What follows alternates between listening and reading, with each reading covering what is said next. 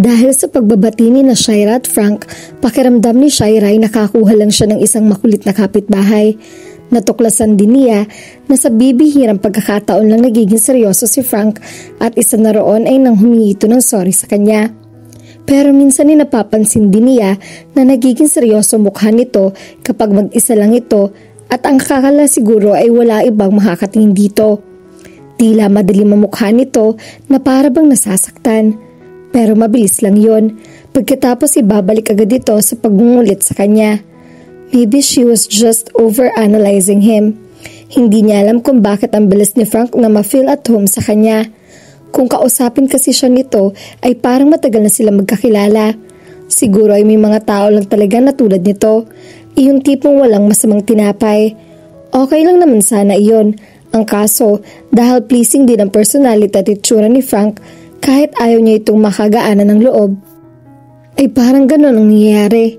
Nung una lang siya nainis dito, tuwing nakikita niya ito nang nasa loob ng bahay niya, malakas talaga siguro ang epekto ng charm nito sa kanya dahil ng mga nakaraang araw ay parang looking forward na rin siya na makita ito.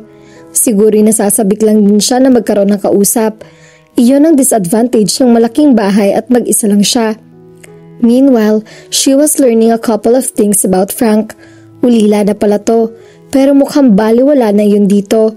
At ang inuman ng mga kabarkada nito ang nangyari noong unang gabi na ito'y lumipat sa bahay ay naulit din. Kung hindi sa basement ng bahay nagiinuman ng mga to, madalas ay inuumaga na ito ng uwi.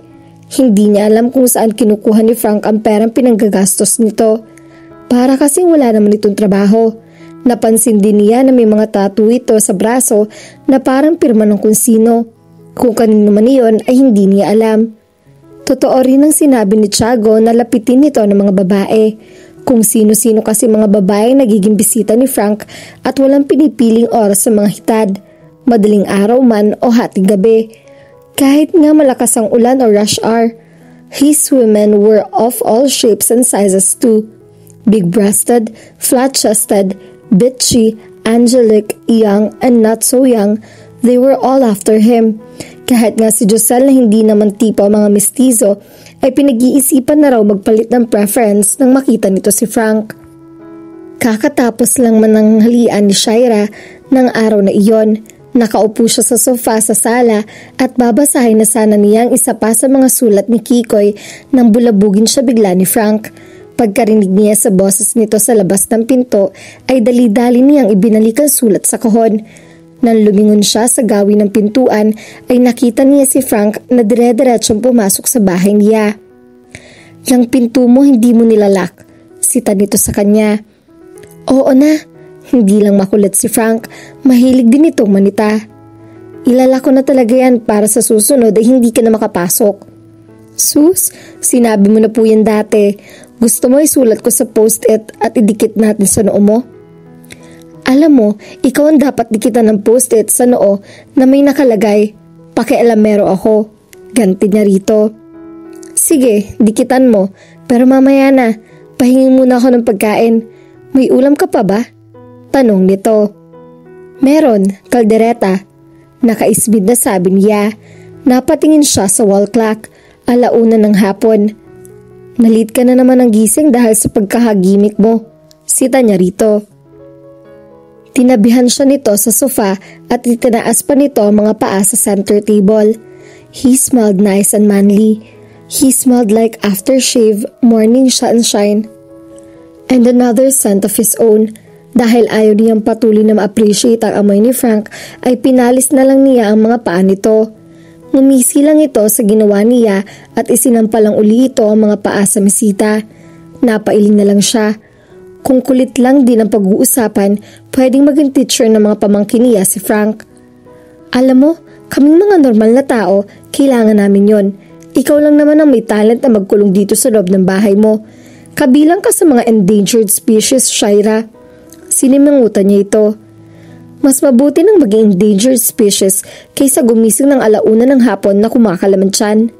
Hinimas nito ang tiyan. "Oy, hindi lang basta tiyan yan." Inililis nito ang bahagyang lalilayan ng t-shirt nito. "Tiyan na may abs." Mabilis ding ibinaba ni Frank ang damit nito pagkatapos ipakita ng mabilis ang ipinagmamalaki nitong abs sa kanya. Hindi alam ni Shaira kung bakit parang nag-init ang mga pisngi niya. Hindi naman yun ang unang pagkakataon na nakakita siya ng abs ng lalaki. Marahil ay dahil sa mainit na panahon. Sige na, pahingi na ng ulam. Pakisamahan mo na rin ang kanin. Damihan mo ha. Favorite ko kasi ang kaldereta. Sabi pa nito. She considered him for the moment. Marami pa naman kasi siyang natirang ulam. Ano ba naman yung bigyan niya ito? Gayunman ay napasimangot uli siya rito bago siya nagtungo sa kusina. Hindi niya maintindihan kung bakit ayaw niyang ipakita rito ang madali lang siyang nitong mapapapayag sa kahit anong hingi nito sa kanya. Thanks, Shaira. Hindi ka lang sexy. May busila ka pang kalooban. Dinig niyang sabi nito nang malapit na siya sa kusina. Wala sa sariling initaan niya na dadaan ng wood carvings na malakas at maganda pagkatapos ay napangat-ngat siya sa kuko niya. Pinagmasdan ni Frank ang pag-indayog ng balakang ni Shaira habang naglalakad ito patungo sa kusina. Mabuti na lang at taong bahay ito, kung hindi ay siguradong pag-aagawan nito ng mga lalaki. Iyon nga mangilan-ngilan niyang tropa na nakakakita rito ay otomatiko nagkakakrush kay Shaira. Iyon pa kayang makakilala pa rito ng husto? Shaira was far from being perfect but she was charming. Parte ng charm nito ang pagiging pikon at suplada. She was nice but stubborn. Makikipag-away muna ito bago mag-give in. She was complex but not too complicated. She wasn't the newspaper Sunday crossword puzzle. Pinlano niya na makipaglapit dito pero hindi niya pinlano na mag-enjoy siya na kasama ito. She was likable. Shaira, sambit niya sa isip. Ilang beses din niyang naging maingat sa pagsambit ng pangalan nito at sa huli nakasanayan na rin niya iyon. Habang hinihintay niya itong bumalik ay natigilan siya nang mapalingon sa kahon na nasa gilid ng isang figurine. It was a small gray box with a dent on the side. It looked old and he knew how old it was. It was his box. Lumingon siya sa gawing kusina at hindi pa rin bumabalik si Shaira. Dinukwang agad niya ang kahon. Iniisip niya kung saan iyon itatago at babalikan na lang niya kapag mayroon siyang pagkakataon nang biglang bumalik si Shaira. Nanlaki ang mga mata nito nang makitang hawak niya ang kahon.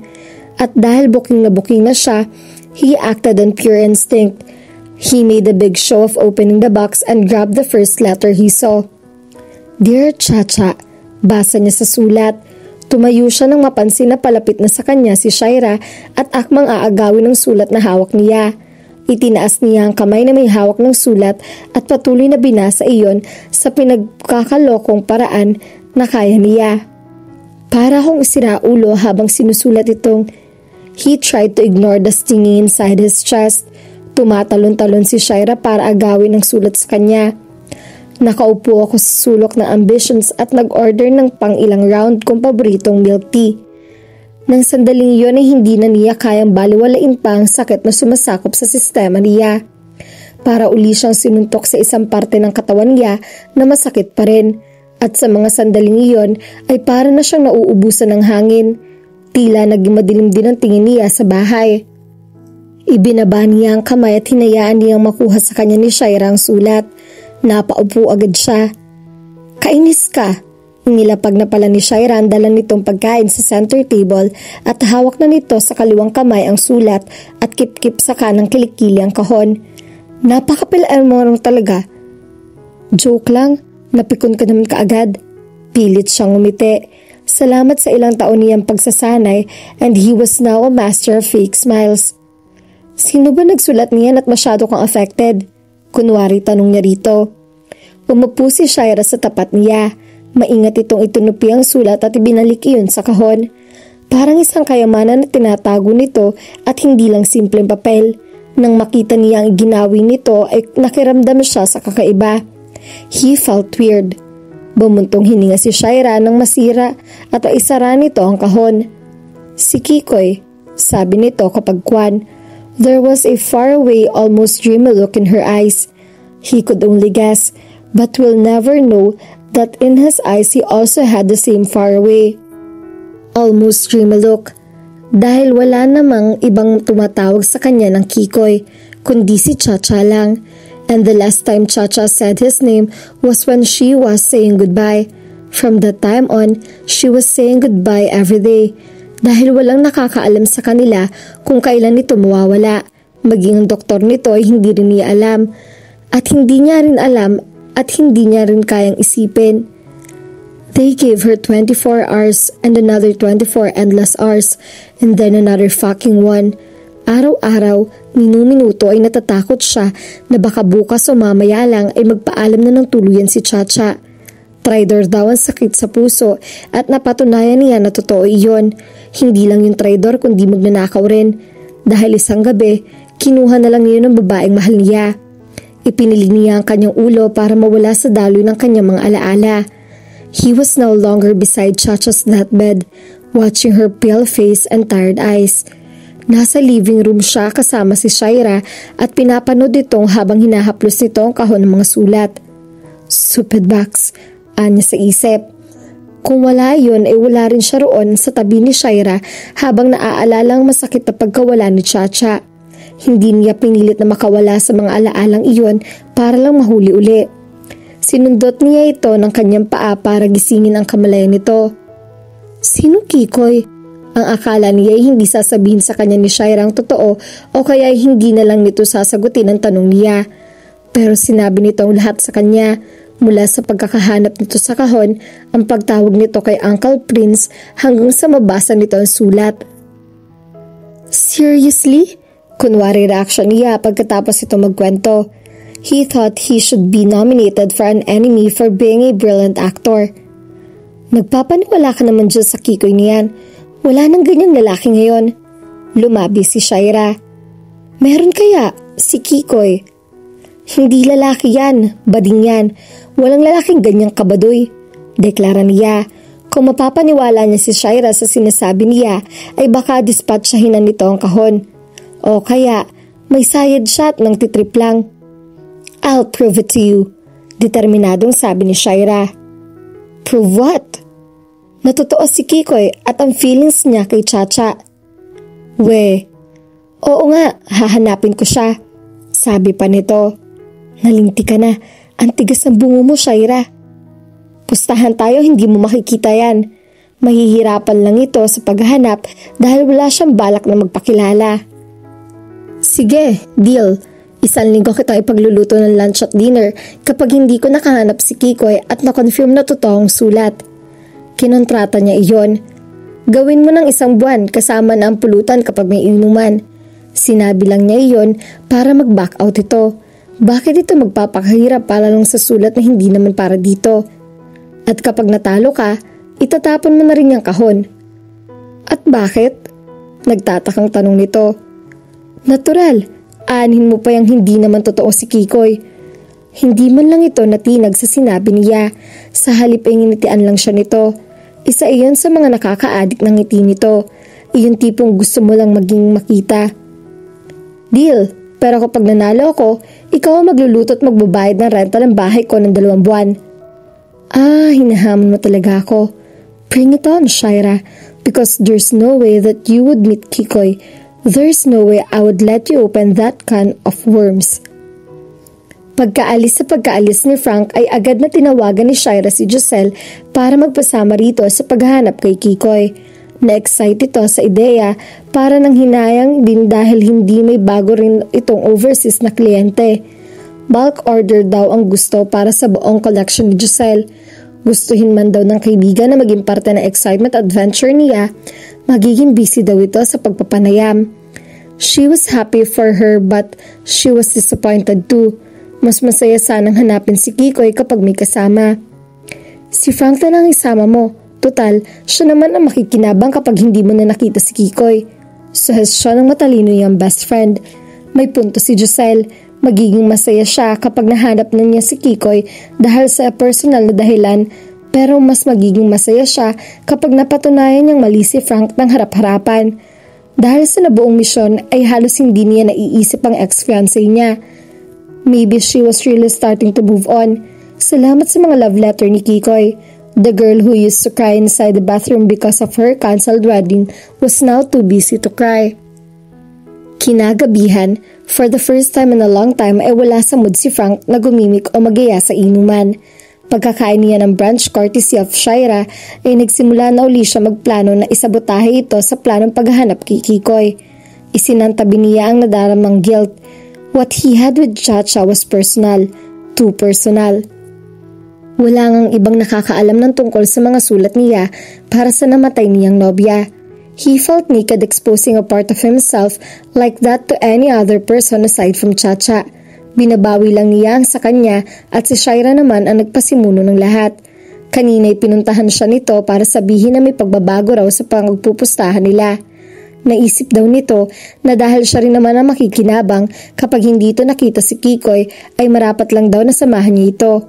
Unfair daw kasi kung ito lang ang mag-e-effort. Total, wala naman daw siyang masyadong ginagawa. Kulang na nga lang ay sabihin siya nito na bomb. But he didn't care. Umoo si Frank kay Shaira at sinabi nito na bukas sa bukas din ay magsisimula na sila sa pamamagitan ng pagtatanong kay Uncle Prince. Siyempre ay may game plan din siya para sa sarili. At sa gabing iyon ay tinawagan niya si Uncle Prince para bigyan nito ng heads up. Mahirap na, baka madulas pa ito kay Shaira. The old man became stubborn. Ayaw nitong pumayag sa umpisa. Gusto raw muna nitong malaman kung bakit. At one point, he had to tell him what was going on. Para siya nangungumpisal ng isang kasalanan na ayaw niyang ikumpisal, pero hindi na inusisa pa ni Uncle Prince ang dahilan kung bakit niya ginawa ang sulat. But the old man had the other concerns. I don't know, Frank. Maybe you should just tell her the truth. It's too personal, Uncle. Lahat naman ng bagay na may kinalaman kay Chacha ay personal para sa'yo. It has been years. Don't you think it's already time to let go?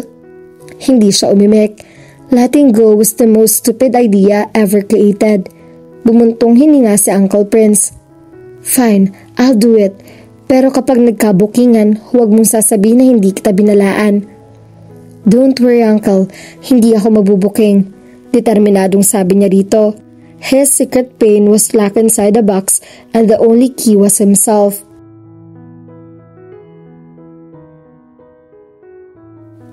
At dito na po nagtatapos ang ating kwento. Sabay-sabay po nating abangan ang susunod na kabanata. Maraming salamat po. God bless and stay safe.